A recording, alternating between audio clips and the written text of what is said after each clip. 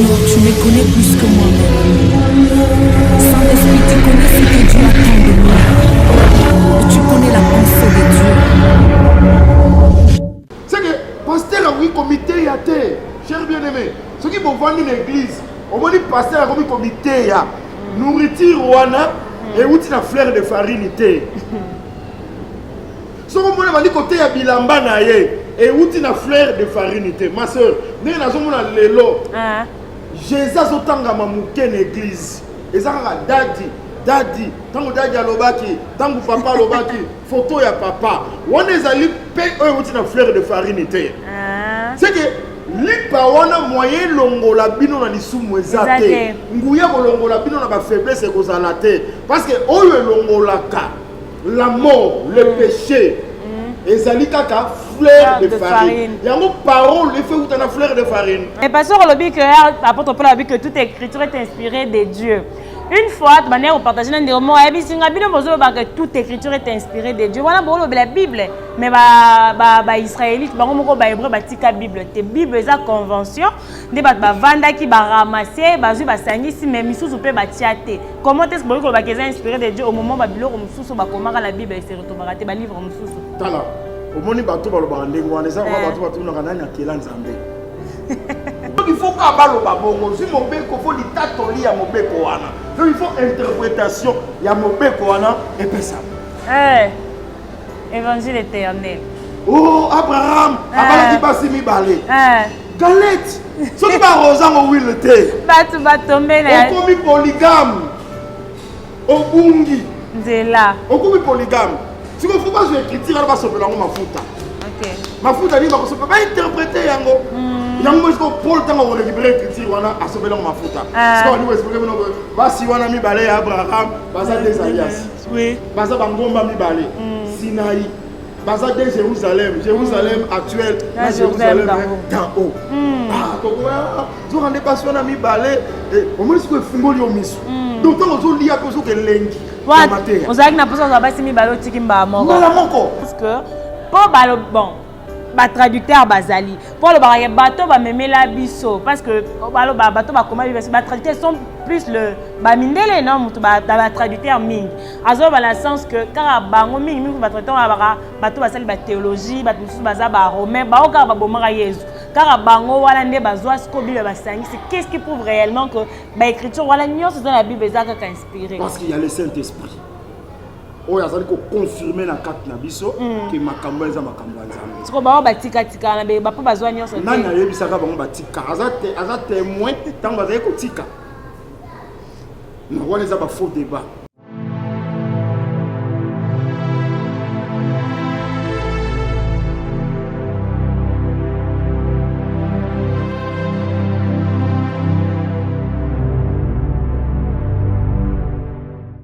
Bonjour, bonsoir, chers internautes.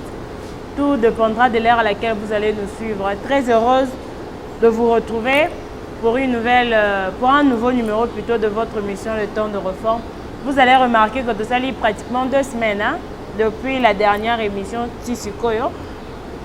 Tout ça une semaine il y a tant de mois. Pourquoi? Parce que le pasteur était éprouvé, il avait perdu son petit frère, alors on ne pouvait pas tourner l'émission, il fallait que nous et puis on allait reprendre les émissions. C'est pourquoi nous sommes avec lui pour continuer toujours notre thème sur le changement des sacerdoces. Il a expliqué comment est-ce que la sanctification est pour que il avait touché il 2 béliers, il avait touché jeune taureau. Donc comment il a niveau expliqué parce que c'était accompagné, il y a pain, sal, levain, il y a galette, puis il y a gâteau. C'était à ce niveau là comment les pasteurs étaient en train de nous expliquer. Alors il est déjà là avec nous. On va directement continuer notre thème. Bonjour pasteur Emmanuel. Bonjour ma soeur Perside. Oui papa, tu profiter bien que déjà l'équipe au présenté le sous ma condoléance au nom de l'équipe Mobimba. Merci beaucoup. Ok, peut-être papa tout la monde va commer la tellement va ça moi micro ba tout ni peut-être tellement va pomper qui va mater ya peut-être va remarquer vraiment absence il y a émission papa nous sommes là toujours pour continuer peut-être moi liloba moko ya introduction avant to continuer na thème na biso. Vraiment merci beaucoup kolo apambola kaka ba abonné nyonso. Nzambe azala na bino, Nzambe afungola bino ba porte, Nzambe asala bino grâce. Bon continuer ko s'abonner très massivement. Émission pe ya lelo et édifier bino et pambola bino et c'est la bino bola mwebele. OK.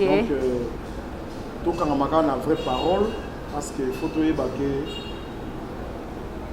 tozo sala makambo na biso ba tozo lo ba on a bino ba bozo yoka. Tozo servir le Seigneur. Tozo servir le Seigneur pour que lobi to ke na rencontre na yo. Donc tant nyonso to ko passer sur la terre, faut pas to bossa na gage. Ndenge apôtre Pierre azo exhorter biso ke toza ba passager.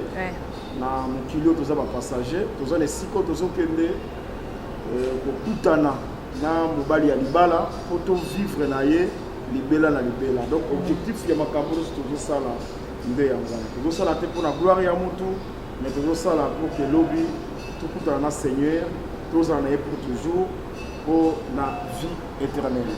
OK, d'accord. En tout cas, vous allez toujours ne passer à exhorter, mais surtout qu'elle a toujours Yako Karamana Liloba, parce que c'est cette parole qui fera que ce jour-là, tu hériter le royaume des cieux. Parce que vous avez qu'un Exode 29, et on va continuer à expliquer, Nini, Bandia ko sanctifier Nganzambe pour à côté de Musala, ou expliquer que déjà jeune taureau, tout simba qui les débellé, tout comme qui n'a y a pas un gâteau et puis galette ou ezala qui na kati ya corbeille wana. Corbeille ezaki na nourriture. Ezaki na nourriture. Pain sans lever ezalaki. Galette. Gâteau pétri en huile et na galette arrosée d'huile. Je crois que le col a abonné à Batsamanga toujours. Oui, toujours en moi. Malam kotanga. Ba ba texte ni toza nango, écriture ni tozo simba. Exode chapitre 29 à partir du premier verset au Kiti. OK. Dans Exode 29, on va partir à premier verset. Pour la binonion, surtout les abonnés ont beaucoup de types de parce que j'ai vu que nombre est baki sami pendant ce temps. Alors, tu profitez peut-être c'était bienvenue dans la chaîne Oyo. Exode 29, tu vas dans le premier verset. Voici ce que tu feras pour le sanctifier afin qu'il soit à mon service dans le sacerdoce. Prends un jeune taureau et des béliers sans défaut. Fais avec de la fleur de farine de froment, de pain sans levain, des gâteaux sans levain pétris à l'huile et de galettes sans levain arrosées d'huile. Tu les mettras dans une corbeille en offrant les jeunes taureaux et les deux béliers. Donc, comme il y a un problème, il y a corbeille. Oui. Où on a quatre tangos, nous retirons les alaki. C'est-à-dire, tant qu'on va sanctifier les sacrificateurs pour la sacerdoce, nous avons remarqué que les jeunes taureaux, les deux béliers, et les corbeille, on a quatre nango, bazali kotia, pain sans levain, gâteau pétri en huile, et la galette arrosée d'huile. Comme la loi, Esaïe Kolobela, le Seigneur Jésus-Christ, la Luc 24, verset 44. Toki kotanga yango. OK. Totanga Luc, pasteur Robi Luc. Luc 24. Luc 24, Tobanana 44.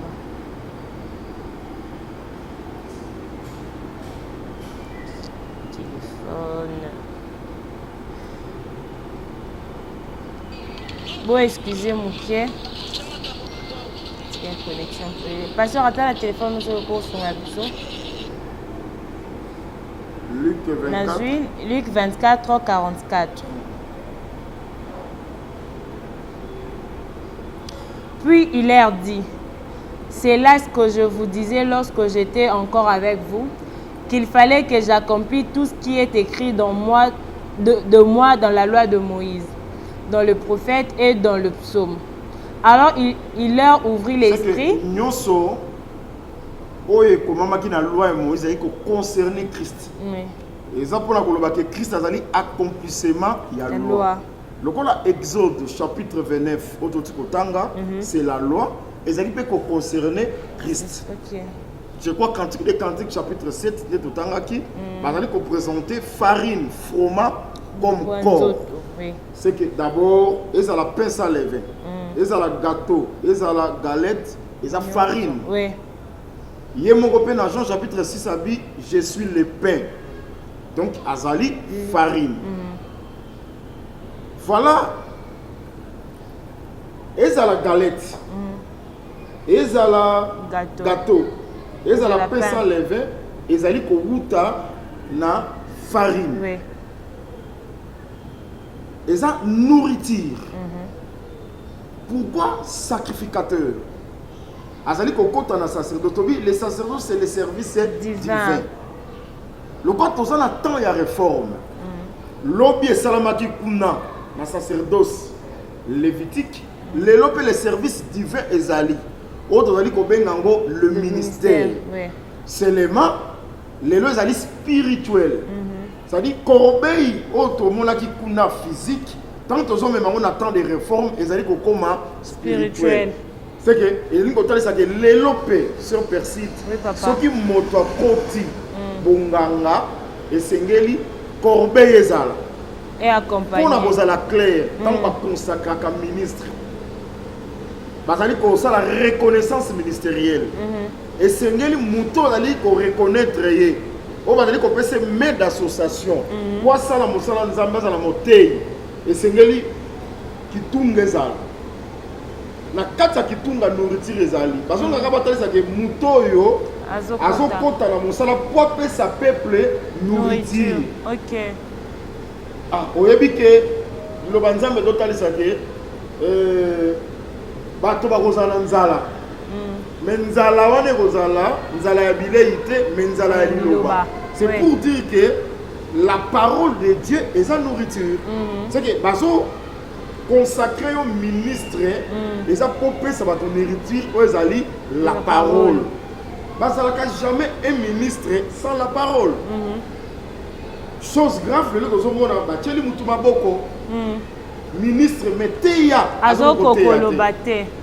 Un ministre a ça là une année sans kateya.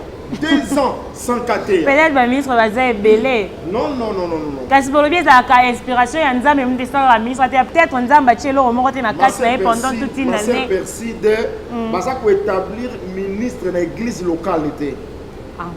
Ministre a établi na corps ya Christ. Et dit que le bâtiment que au côté ya na paroisse dans le bâtiment bien église locale. Non. Aux en a 4 ya corps ya Christ. À un apôtre Paul a dit Timothée, na occasion favorable ou non, prêche la parole. Mais ce qui va ministre, c'est bien l'église. Tu es à la matanga, tu es à la wenze, tu es à la bis. Ce sont des âmes.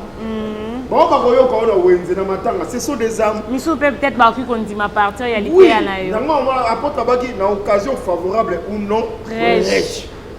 Donc, c'est la caractère de l'église locale. Non, raison on a, ils ont fondé. C'est qu'ils allaient consacrer pour que ça va te nourrir, ou ils allaient la parole. Mais ton zongi, tu as écouté ça que parole ils ont nourriture, c'est-à-dire ils allaient soit gâteau, ou tu as expliqué sur quoi, soit tu peux ça les vins, galette, ils allaient combima na farine. Farine on a tolobi ça corps, ou ils allaient Christ. C'est que parole au côté ya et koki ko bima sika musuté jamais ba ko ça la galette et bima na produit musuté ko bima na farine ya on va zo benga ngo farine galette et bima na farine c'est que matéya il faut source nango ezala Christ. Parce que Christ n'a sa farine. Farine et longola liwa na miracle ya Élysée. Tant bana ba sakoli ba gangaki. T'es homme de Dieu, la mort est entrée dans le pot ba qui farine et otaki la mort. Dès que que farine c'est Christ. Tant liwe kotaki na humanité, na marmite ya humanité et c'est là qui nzambe akwa ka farine pour te elongola la mort ou ezali le péché. C'est le seul le Seigneur. Tant que péché contre l'humanité, il y a une farine. Il y a je suis le pain descendu du ciel. Paul a dit ça. Alors que Jésus Christ toté ya kibino. C'est que maté na bango fondement na nos sources nango. Ils allaient Christ. Pourtant ça que ils allaient gâteau, ils allaient galette ezali pain o euti na farine. Maintenant tozui Genèse chapitre 18 verset 8 à 10. Ok. Dans un livre, il y a Genèse, chapitre 8, verset 9 à 10. 8 à 10. 8 à 10. Il lâcha aussi la colombe pour voir... Non, Genèse chapitre 18. En 18, excusez. 18, on dit dans le 9e verset, 8e verset. Il prit encore de la crème et du lait, avec le veau qu'on avait apprêté, et il les mit devant eux. Il s'étend lui-même à leur côté sous l'arbre, et ils mangèrent. Alors ils lui dirent, où est Sarah, ta femme? Il y répondit, elle est là, dans la tente. L'un d'entre eux dit... Non, on a verset 6. Ok. Dans verset 6. Abraham alla promptement dans sa tente vers Sarah, et il dit, vite, 3 mesures de fleurs, 3 mesures de fleurs de farine, pétrie et fait des gâteaux. Fait des gâteaux. Et Abraham courut à son troupeau. Abraham alla promptement dans sa tente vers Sarah, et il dit, vite, 3 mesures de fleurs de farine, 3 mesures de fleurs de farine, pétrie et fait de gâteaux. Fait des gâteaux. C'est que par ça, la gâteau à partir de 3 mesures de fleurs de farine. Oui. Soit ce qu'on a Genèse chapitre Exode chapitre 29. Ok, dans un Exode 29. Dans le 2e verset. Fait avec de la fleur de farine de farine de froment, de pain sans levain, de gâteau sans levain pétri à huile, et de galettes sans levain arrosé d'huile. C'est que galette, gâteau, pain, et ça dit qu'on a fleur de farine.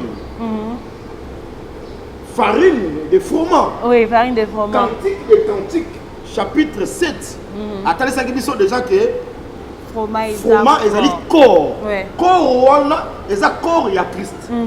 C'est que au moins déjà lipa eza nourriture. Oui. Galette eza déjà nourriture. Gâteau eza déjà nourriture. Eza bima na fleur de farine. Fleur de farine eza corps. C'est que l'ité ya faut bima na Christ. OK. Yango so moni muto atei bino l'ité ya. Oye bimé pas moto mususu comprendre que nourriture wazo pesa bino. Et outi na farine te. Et outi na fleur de farine te. Oh, fleur de farine. Moussala nango ezali kolongola liwa. Voir miracle, il y a Élisée, l'amant est entré dans le pot. C'est que pasteur a oui comité ya te, cher bien-aimé. Ceux qui vont vendre une église, on va dire pasteur a oui comité ya. Nourriture wana et outi na fleur de farine te. Ce qu'on va dire côté ya bilamba na ye et outi na fleur de farine te. Ma soeur, n'est na zomo na lelo. Jésus azotanga mamuke na église. Ezanga dadi tango dadi alobaki tango papa alobaki photo ya papa wana ezali pe oyo uti na fleur de farine te. C'est que lipa wana moyen longola bino na lisumu ezate nguya kolongola bino na ba faiblesse ekozala te parce que oyo elongolaka la mort le péché ezali kaka fleur de farine. Yango parole le fait outa na fleur de farine. Fleur de farine c'est le Seigneur Jésus-Christ. Cantique des cantiques. Tangango cantique des cantiques. Chapitre 7 verset 3. OK. Cantique de cantiques chapitre 7 verset 3. Ton sein est une coupe arrondie où le vin parfumé ne manque pas. Ton corps est un tas de froment. Ton corps était tant de froment. C'est que awa parce qu'on expliquer que froment c'est le corps. Quel corps? Corps ya Christ. Mais c'est que parole il faut outa. Yango pour la dire yezo to telebino. Donc l'idée ya socialité à c'est Christ. Yango muto zo konta na musala faut pas s'assurer que nourriture a copé sa bateau et ko outa na fleur de farine ou ezali Christ. Mais peut-être que batongo ezalaka ya non ba consacrer bango te makasi côté ya obimisa pa makambo so une fois peut-être ba consacrer au monde peut-être maté ekiti. Yango amoni apôtre Paul Abaki, Timothée, je crois Abaki, au battre là-dedans, au Ezakati Nayo, au Yozwaki, par l'imposition des mains et prophétie. Dieu est vivant. Il y a des gens qui ont un sentiment. Ils font Zambia Loba. Il y a même Josué pour qu'il a participé à la dignité à Moïse, va consacrer devant le peuple. Zambia Loba, mais il faut les taper devant Irim et Timim. Donc Irim et Timim peuvent faire du mal. Irim et Timim, c'est aussi la prophétie. Dieu parle. Dans le ministère de la parole, quand la direction fait défaut, le peuple tombe. Ce qui ministère est bien été, sali est. Il y a un apôtre qui Timothée, au veiller l'enseignement parce que il faut sauver c'est que l'enseignement faut sauver les prédicateurs, l'enseignant et sauver et sauver c'est l'idée source c'est Christ ba comprendre Jésus pasteur à côté le matin na comité ya pasteur à côté le manacherté amana comprendre biso mwasi na ye ndenge mwasi na za kitoko ndenge mwasi na yebi ko lamba non wana l'idée ya wana et où tu suis na ma comprendre l'expression les parler tu na frère les farine alors na Genèse 18 bataille fait avec des gâteaux 3 mesures de fleurs de farine. Dans Genèse et pardon Exode 29 va préciser qui mesure. Préciser 3 mesures. Pourquoi 3 mesures? Parce que c'est la loi, les prophètes et les psaumes. C'est que l'idée a fait outa na mobeko na banzembo pe na basakoli. Zoka mobeko banzembo pe basakoli, ce sont les écritures. C'est que l'idée sans makomi c'est l'idée ya te. Yangomoni bakoki bakomano ya te ke o l'idée bimake mutu ya papa et kangaki très. On est allé fleur de farine te. On est allé ba fable. O apôtre Paul au contraire appelle ici.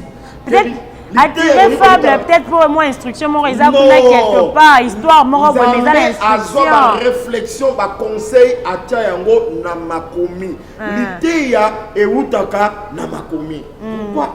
Tala, au moni, diable a bien pas Christ abi, il est écrit. Christ n'est pas son il est écrit aussi. Même Jésus dans des conseils, Moïse a eu ça qui bino, c'est qu'avant ça, la Likabo se référait à Moïse. On attend il y a Christ, Moïse a quitté, Moïse a quitté Makomi. Les lots, Moïse, ce sont les écritures. Esaïe a Makomi, Jérémie a Makomi. C'est que l'idée et c'est que les Outa, Namobeko, Ezali, Genèse, Exode, Lévitique, Nombre, Deutéronome. C'est ça la loi. À part Yango, Basakoli. C'est aussi Samuel. Ozu ba Jérémie, Ozu ba Esaïe, pe Ozu ba Psaume. Psaume ya David, Psaume ya Asaph. Biloko la nyonso ya ngonde sali makomi. Des apôtres pour la joie qu'on va dire toute écriture wana ezakande la loi, les prophètes et les psaumes. Mais parce que quand ils allaient inspirer pour ça nini et enseigner. C'est que l'enseignement ezali kobima na loi na ma prophète et na psaume. C'est que la loi, les prophètes et les psaumes, ils ont 3 mesures de fleurs de farine, ou enseignement, ou ezali gâteau et kobima pour que ça va. Ok, mais parce que le apôtre Paul a dit que toute écriture est inspirée de Dieu. Une fois, de manière au partage d'un des mots, que toute écriture est inspirée de Dieu. Voilà la Bible. Mais les Israélites, la Bible. La Bible est la convention. Les vanda qui ramasser, les mais comment est-ce que c'est inspiré de Dieu au moment où la Bible se retrouve à livre au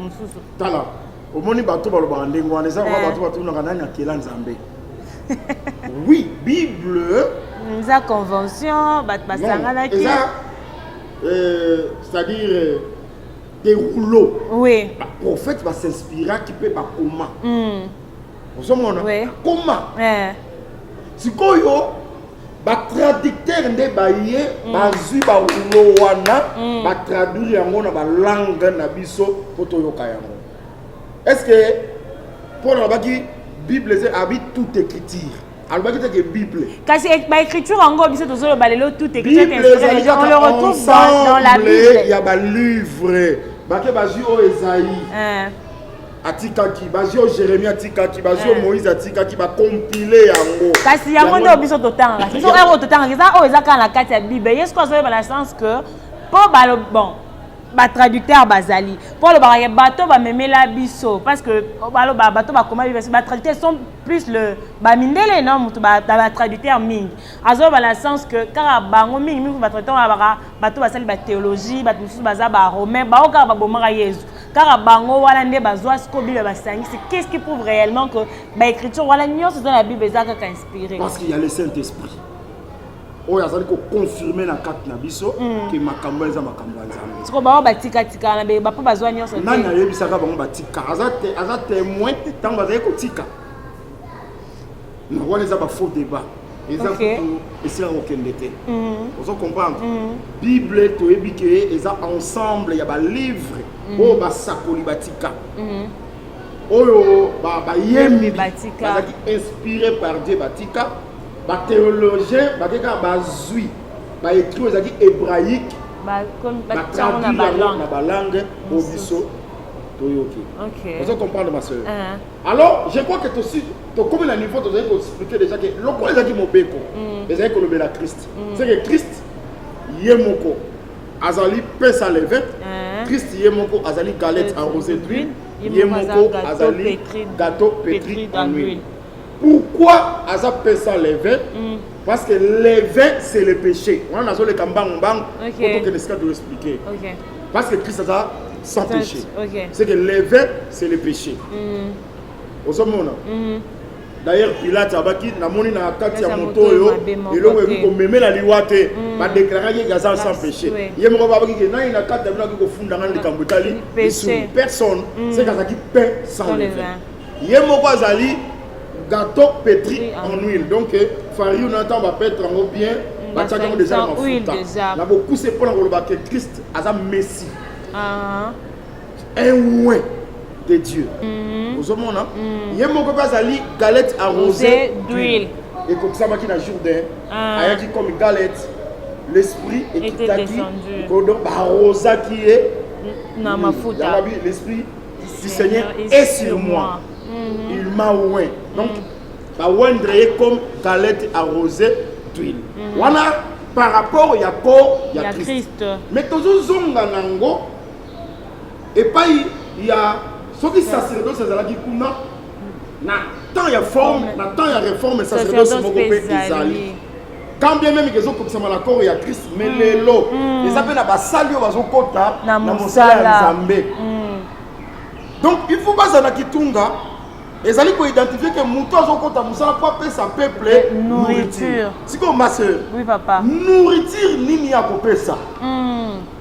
Na kata korbe yuana. Tozana pain sans levain. C'est qu'à kopé sa peuple le pain sans levain. Na kata korbe yuana tozalina gâteau pétri en huile. C'est que on donne ce qu'on a. Oui. On donne ce qu'on a. Yo ko pas sa nourriture mususu te parce que oh yo continue na musala ezaka na pesa levé gâteau pétri en huile na galette arrosée d'huile car on donne ce qu'on a yo ko bakisa te kolongola pete oyo koti ba pesa kiyo pesa yango et pas ya pepe. Maintenant pourquoi la banine na galette arrosée d'huile lelo na temps ya reforme. Amen. Donc galette arrosée d'huile. D'abord, on va recevoir la galette. Oui. Si je vais arroser ma fouta licol. Donc, si on fait ça, on peut la galette à pas battre. Il faut ça ma fouta. Avant de faire ça, soit ma fouta sauver la main pour passer. C'est que quand on sait la galette, on sait la pamba. Et on va faire zangi ma fouta. Si on kozwango, on sauver la fouta avant de faire ça. Mais comment ça n'a que l'huile, c'est toujours l'esprit. C'est que ce qu'on peut si galette ya pamba, c'est que c'est sans esprit. Oui. Il faut au tiango mafuta. Mafuta les ça physique idée. Oui. Vous comprendre. Mafuta Soit spirituel. Ésaïe chapitre 20 verset 8. Ésaïe. Dans un livre il y a Ésaïe chapitre 20. Oui, verset 8. Verset 8. La Bible dit. Ésaïe 20 c'est ce qui n'a 6. Non, Ésaïe 8 20. Ah, c'est ça. Ésaïe 8 20.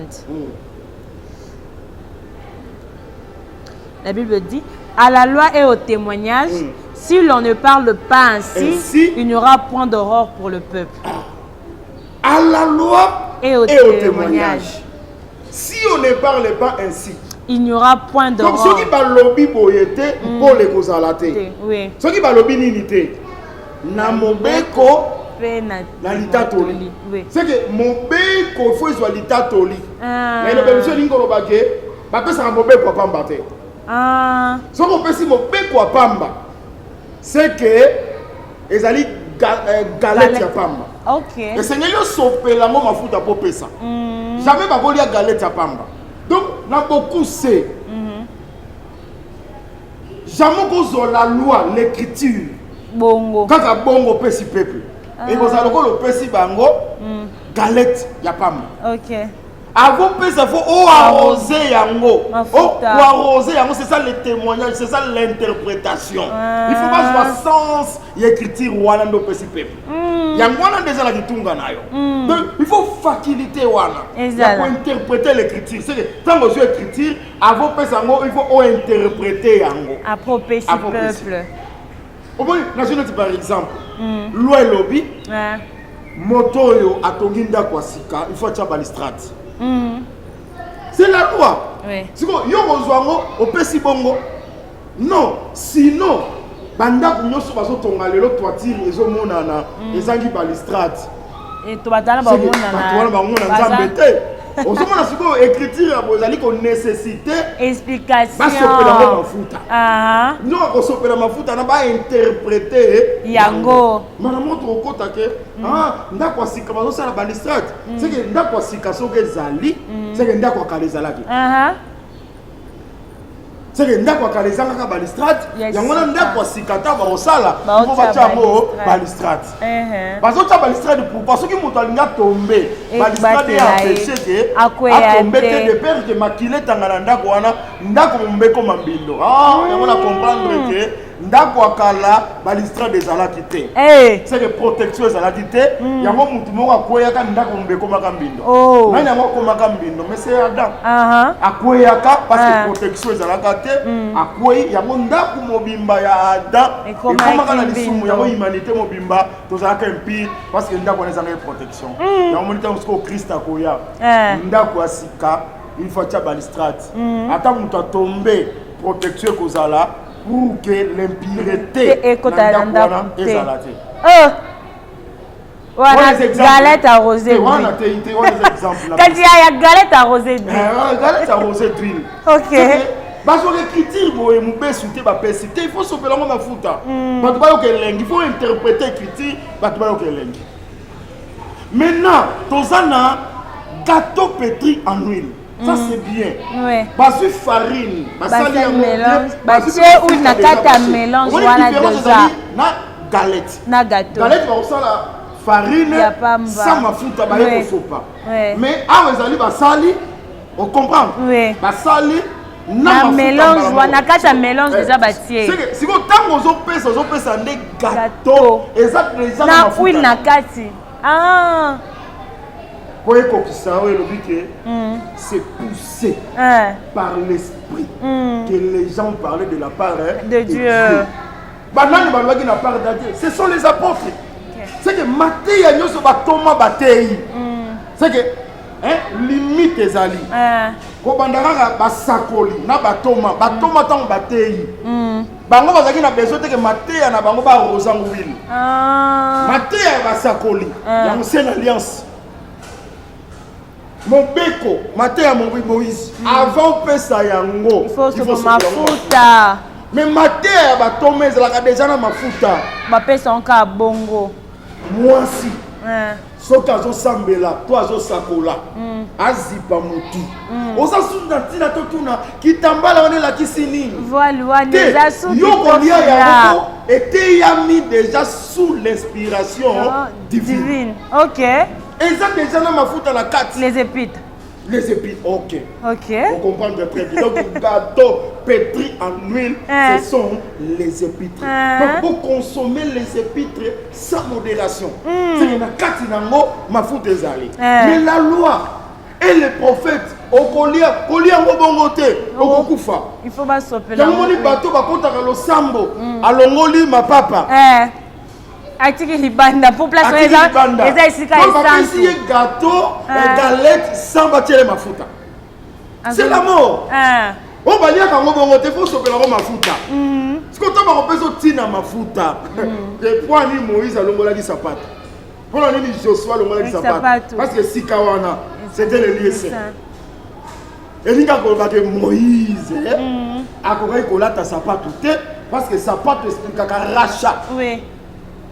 Voir Boaz na rit explique rachat yango ni mutoyo azaki na makoki azaki na pouvoir ya ko racheter et c'est ngela ya na sapato Jean-Baptiste aloba na yeke naza dignité ya ko fungula singa ya sapato na OK ta sapato Moïse akola ta sapato yango ni même Aaron bonganga na ye basalele bilamba ya bonganga totala kiambo oui mais sapato basala basala teka bilamba donc ezaki sacerdoce ya makolo ngulu oh pona otaza que sacerdoce on est kokaki ko racheter mais ce qu'on est souverain sacrificateur le véritable Christ yetanga ko ya ko za ko la rompe ya ozala sapato une fois ana sapato voilà disaki oyo aye ko sikola nde ngai OK yango moni lelo bato belé azokota losambo atiki sapato fois nini bapesa ye galette sans que baarrosanga mafuta oui les athées nga ndenge nalobi bomoni quand même ke na sopi mafuta moto comprendre facilement très facile OK donc interprétation écriture est très important donc lobi kokutu nde vandi wana lobi ko nde vandi wana yango moni abi à la loi et au témoignage. Si on ne parle pas ainsi, il n'y aura point d'aurore. Donc il faut qu'à balo babongo, si mon beko faut l'itatoli à mon beko wana. Donc il faut interprétation, il y a mon beko wana et puis ça. Évangile éternel. Oh Abraham, abala qui passe mi balé. Galette. Ce qui va rosan au huile thé. Batu batombe na. On commis polygame. Au bungi. Nzela. On commis polygame. Si vous ne pas jouer critique, on va se faire mafuta. OK. Mafuta ni ba ko se peut pas interpréter yango. Yango est-ce que Paul tanga ko récupérer critique wana a se faire mafuta. C'est quoi nous expliquer non ba si wana mi balé Abraham, baza des alliances. Oui. Baza bangomba mi balé. Sinaï. Baza de Jérusalem, Jérusalem actuel, na Jérusalem d'en haut. Ah, donc vous rendez pas sur mi balé et au moins ce que fungoli au misu. Donc tant on lia ko so ke lengi. On a na posa ba simi balo tikimba moko. Ngala moko. Et puis si on sali parce que so nzala eza liwa. Kotonda c'est la vie. Oh c'est eza bongo. OK. Oui, galé et gâteau pétri en huile déjà la mafuta. Yo liango. Tant on lia déjà la mafuta na kati. Les épîtres, l'enseignement des apôtres, lia yango bongo. Moi ça kanga azipa moto lia yango oza suna tina totuna kitambala wana ezasuki totisi elamba c'est poussé par l'esprit que les gens parlent de la part de Dieu. L'apôtre dans votre côté bazote ya molimo mo santo aza OK parce que Pentecôte déjà molimo akitaki qui ça donc makamaba ya ba parce que pasteur makamozolo ba wala même ya voile wana de même que pour ba apôtre ne peut pas le makam que moi si até yango ba tsuba le baraka pétri en huile kasi mais ba tsuti le ba konje ko interpréter ngo oh parce que na tango wana basi wana oh eza basi mususu oh moi si ala ta bien na tango wana basi bande ko lata mabe yango ba lobela ki yango na tango nini na apôtre na zalaki tout bato babetala masolo moko mondeka azalaki oh mondialisation makambo nzambe c'est faux technologie ye paix sans lever ozo comprendre kitunga exact ozoteya Donc, Nathan, il y a réforme, mais Matéa. Oui. Matéa, il faut que tu apprennes Christ. Matéa, il faut que tu apprennes commis. Matéa, il faut que tu ça. Gâteau pétri en huile, les épîtres. Galette arrosée d'huile. Matéa, il y a ancienne alliance. C'est le livre interprété. Mais dans la nourriture, on a fait européen, ça dit sans les vins. Ah, il faut tout temps. Ok, Totanga. 1 Corinthiens chapitre 5, verset 8. 1 Corinthiens chapitre 5, verset 8.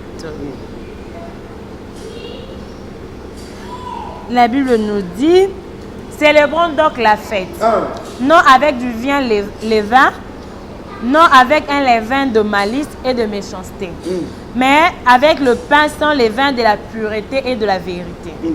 Je vous ai écrit dans ma lettre de ne pas avoir de relation avec les impudiques. Pardon, oui.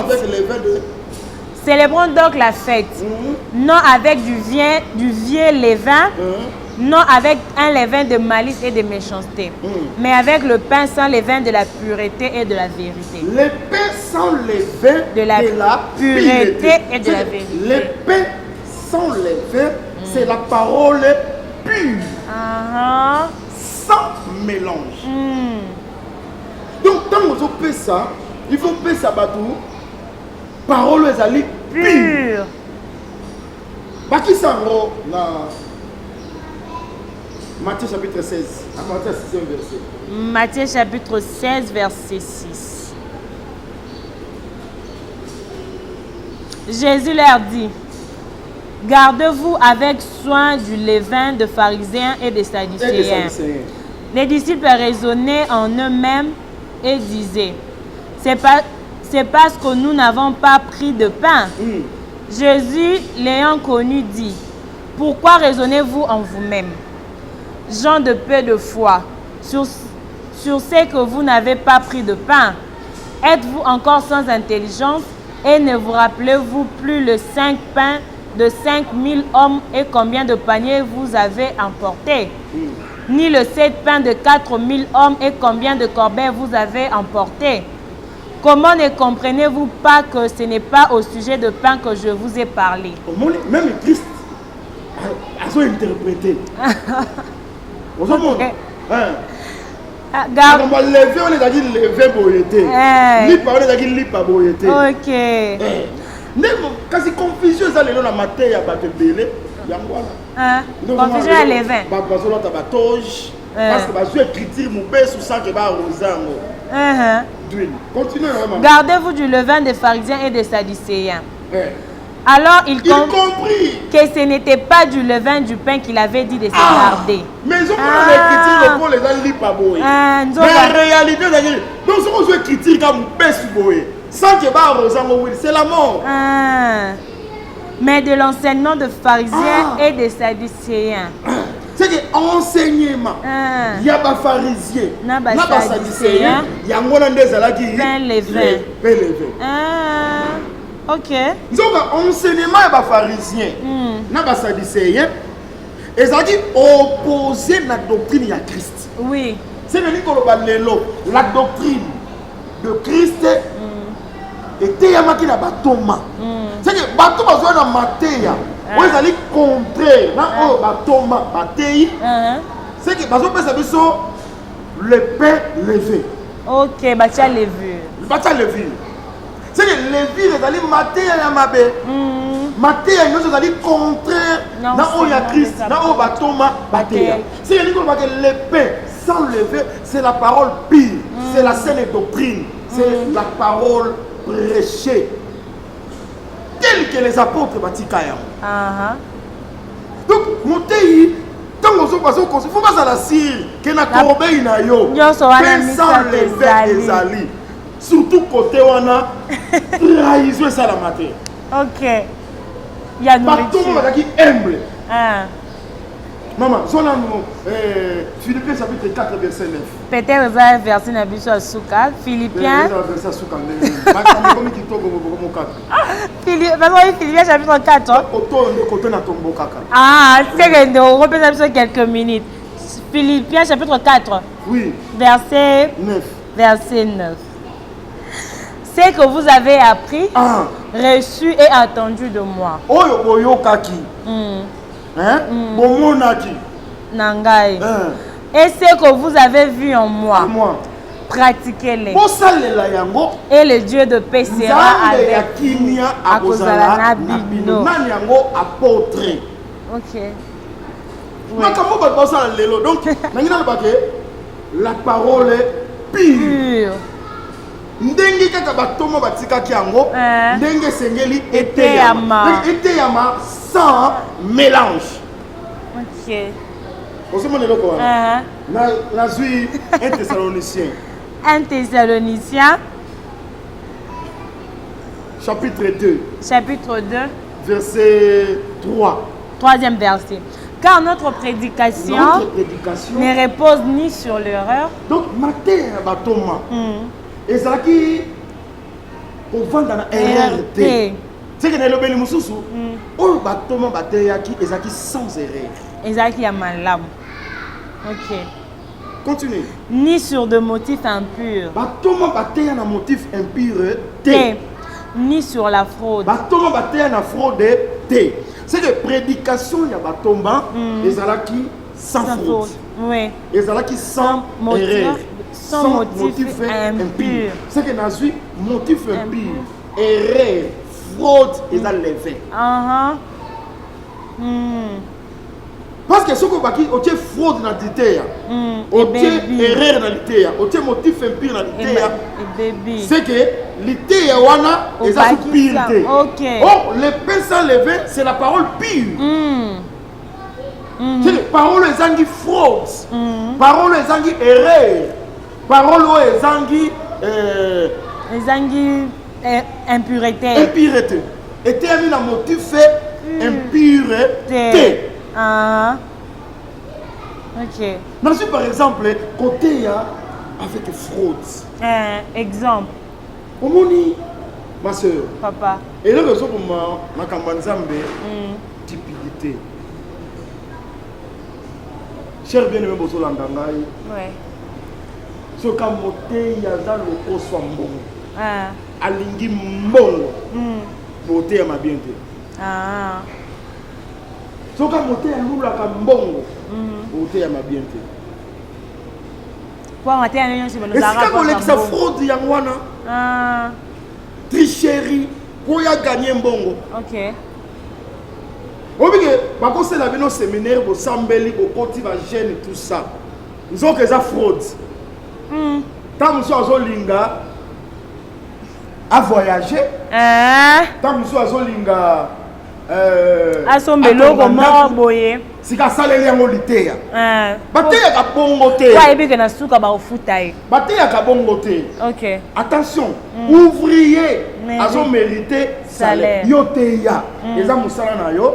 Nzamba kofuta yo. Parce qu'il faut yeba pe que na 1 Corinthiens chapitre 9 apôtre lobi oyo moloni, tanga loni. Azana elikia ya kobuka. Tango zo sala, oza pe na elikia ya kobuka. Yo sala kaka, nazana elikia de musala na osala. Na kobuka nzamba kofuta nga. Mais frodo tozoloba, eza na sens mena que mutu. A préparer benalité ya pas son bandako. Aibi ke loko zo na suka lango e fona somba ndako. Suka lango e fona somba. Il faut la sala. Te yo te ya kaka. OK. Yo, te ya mona sali. OK. Mais ba petit yo pété que lokolo zo lona. Obuka. Oza na elikia ya kobuka. Mais yo ko banate ke na zo sala boye. Po kaka na buka. Po non, kaka okobuka na yo. OK. Po na somba ndako. Ok, et ça la genre calcul bien précis l'été. Ok. Si quoi matin on nous allons au bandi oriental on commence au côté au thé dans une zamba aussi thé à pêcher. Mais yo le quoi déjà na pensée na yo. Il faut na zombo la sukawa. Ça somba ndako. So na kebo. Zamba lo tindi ko abi yo thé ya sanctification. Mais yo le quoi na pensée na yo. Et ça que t'es boulot na do beton pour somba ndako. Aux autres sanctification, les données. Donc, fraude. Aux autres, on a toujours le combo à Jésus. Et comme un autre Jésus. Ok. Et comme Jésus va porter la bataille à quitter. Et comme il peint les Jésus va porter la bataille, la fraude était. Les gens vont te belé. bazoteya na fraude. Ok. Ozomona bazoteya na rival côté ya pe na rivalité na motif impie moto azoteya pour détruire moninga na ye moteyi ayebiki wana ateyaki bato bandimaki amen mingi ngai fona teya yanga siko eleka ya ye wana mpe koteya na motif impie mosu azoteya pour détruire l'autre mateya na ye nyonso eza arme ya kodétruire moto mosusu mosu azoteya pour sanctifier mutu moko atambolaka mabe peut-être parce que aza donateur ok apesaka bambongo beye na église azozwa basi azozwa basere na kati ya église pasteur ayebi bazoprotege parce que loko eloko ngo eyebana bandisiko kolamba bamateya po abomba ye wana mpe ezali koprêche na motif impure c'est que ozopesa bato le pain sans levain. ok oyo erreur kutu toloba te mateya ekozala na erreur te wana nabwaki ata bato mateya par exemple nini akote chanter se prier deux fois so te erreur makasi chanter se prier deux fois chanter se prier deux fois chanter se prier deux fois oyebaka versan te chers internautes, abonnez, chantez, c'est prier deux fois, devant à domicile. Vous avez la verset, voilà, vous commenter. Vraiment. Les salis est individuel. Oui, on peut mettre ma mingi. Les salis est individuel. Ceux qui vous avez la verset, les salis est individuel. Beaucoup mango. Devant à domicile. Si vous avez les salis à la communauté. Ok. Jida s'éloigna de ses frères. Tant que na ba frère na ye, azaki bien. Faut qu'il y ait l'isolement. Il faut qu'il y ait l'isolement. Peut-être individuel dans le sens que même Judas va trahir le Seigneur. Il faut s'écarter parmi eux. Donc c'est comme si la communauté est là. Tant qu'on va s'écarter, ma bécotie. Ok. Adam pe tant que la communion dans Zamba, mi battre la magie. Tant kaka Adam où est-il? Ma bécotie. Ok. Verset à les salis et individuel. Ça c'est prêcher avec erreur. Et le comment mater donc erreur yangona. Ote ya makambo comment mater. Makambo comment mater. Au troisième Adam. L'homme de Kintuki. Troisième Adam. Troisième Adam ça wapi Bible lobby. Les premiers et les derniers. Non, les premiers et les seconds. Non, les seconds et les derniers. Oui. Les seconds et les derniers là-dedans. Oui. Oui. Les seconds et les derniers. Il est mort second. Pour ce dernier ou en athée. Les seconds et les derniers. Donc second à dernier. Ok. Troisième Adam ayaté. Mais le long on a troisième Adam. Au prophète majeur en Amérique. Oh yende Eli. Ouais c'est là. Ça c'est Kaya. Oh Eli. Ouais c'est Kaya. Aya pour réconcilier les cœurs des pères vers les fils vers le Eli a bandé musala na Israël. OK. Sur assisi na Israël, a général pas vers Sarepta. Sur assisi pas Sarepta, a zonga pour la restauration à Israël. 12 na hôtel il y a 12 pieds. Mais ce que c'est Eli. Il faut tout le monde si ko bandi musala na Israël. Israël va rejeter yo. Il n'y a pas fait passer dans la nation. Et puis, ce qu'on ici, il faut zonga. Mais on est ligne à ceux qui n'ont pas la nation. Jésus-Christ a Eli. Et qui s'ami? Abani na Israël, Israël a rejeté comme Eli d'autres fois. Les lois sont pas la biso. À kozonga, nanzela des témoins pour la restauration, il y a Israël a dispersé. Parce que 12 pierres wana, les alaki. Libanga moko moko na fils moko ya Jacob. Tant azo sala, eza restauration. Là c'est la restauration d'Israël. Musala Eli azo sala. Musala saka Elias saka musala ya ko ramener les cœurs ya bana vers ya batata ya batata vers ya bana batata na bana bazala motema moko bana nini c'est Israël baramenaka moto azalaki na position abungi ndozo ramene na position initiale yesu aye parce que écriture eza claire eza azoteyama alobi ayaki mpa baoyo aye bayambi ye te mais na baoyo nyonso bayambi ye banani biso apesi biso pouvoir ya kokoma enfant de Dieu eza roi Joseph azali mpa bandekone baboye aki Égypte basien ce sont ses frères na baoyo nyonso bayambi apesi bango pouvoir c'est Pharaon nde ayambi ye nsima nango ntango akorenye pa Pharaon Joseph mpe akotalika mpa bandeko na ye c'est ça Élie mais oyo Élie ya lelo ça c'est prêcher avec erreur wana eza le pain sans levain te so omoni moto akomi koteya bino mateya azotombola bato Jésus aza te koteya na fraude na erreur na motif impire ozoteya mpo détruire bato ozoteya mpo bomba bafaible ça c'est le motif impur donc moto andenge wana abongi te na sacerdoce. Ok, Moutabongo abongi te na sacerdoce. Donc j'espère que vous comprenez vraiment Corbeil wane bale ko accompagner na consécration ya baganga nzambe, vous comprenez le pourquoi nango. Le pasteur a expliqué, il a été clair. J'espère que bino pe na bandaku bo lundi biso et puis vous avez été édifié pasteur to le bamuke na séminaire avant to kata séminaire il y a juin, c'est du 8 au 12 juin. Le thème est c'est ici la maison de Dieu. Bethel. Oh, c'est ici la maison de Dieu. Ok. Donc thème c'est ici la maison de Dieu. C'est ici la maison de Dieu. Ok. Donc à partir il y a le 8 juin. Donc du 8 juin au 12 juin, Torozala l'ensemble de ces en colis Potoyoka. Ma bombe ami, c'est ici la maison de Dieu. Diaspora, Obenga Bandiko Bazala Kinshasa. C'est ça. Benga famille Bazala Kinshasa. Frère Thierry, Benga famille Bazala Kinshasa. Sozana Avenue Koli, numéro 7, Kingasani, Yasuka. Donc Benga Bandiko, adresse Yamwana. Désolé, Kanasewana.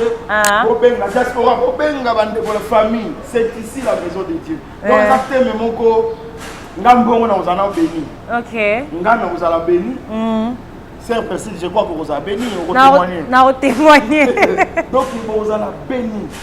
Tozolo bango, et ça dit que tozo beta tolo, mais to ebi za béni to servir. OK. Bobenga bandeko, frère Thierry, bobenga bandeko, frère Douglas, bobenga bandeko, frère Bakum Emmanuel, Joe. Frère Joe. Frère Emmanuel. Frère Espérant. Sœur Yolande. Sœur Yolande. Bobenga, Bandeko, Boya Ebele, Kinshasa. Kinshasa na Souka, Benikoli, numéro 7. Bobanda, déjà le 8, le 12 juin. Juin, à partir de 16h, pour mercredi, jeudi, vendredi, dimanche, à 8h juste. Boya Ebele, vraiment, vous avez décidé parce que le Dieu vivant a cause de rendez-vous. Ok, les dieux vivants à cause de le rendez-vous. En tout cas, Bobo Sanate, je ne sais pas ce qui fait les 12 ou un ordinateur et qu'il y a déjà et que vous allez bien pour tout ça la direct. Ou les a vraiment souci na biso mais les Douglas Nyons na maboko nayo. Merci na bino nyonso ba fidèle abonné, vous aurez toujours branché, vous aurez toujours un peu en Rolanda biso, vous tirez toujours branché. Bon continuez que partager lien tozo. Ma filo na Luanda. Famille Bazawa, Benga. C'est ça. Pesa bango adresse. Adresse yango maman filo benga famille Mobimba Baya. Bino nyonso bana so continuer ko partager na moni nen to comme on est en train de tendre vers 700 wana. Ça sera vraiment une bonne chose ce qui ti ba juin juillet wala to kokisi ata 1000 abonnés ko ça la biso vraiment bien. Merci na bien aimé Coco Zaki na caméra. Merci na ba santu nyonso boza éparpillé dans le monde. Bino nyonso bo c'est par une émission temps de réforme. Botika la brancher que les seigneurs vous bénissent. À la prochaine.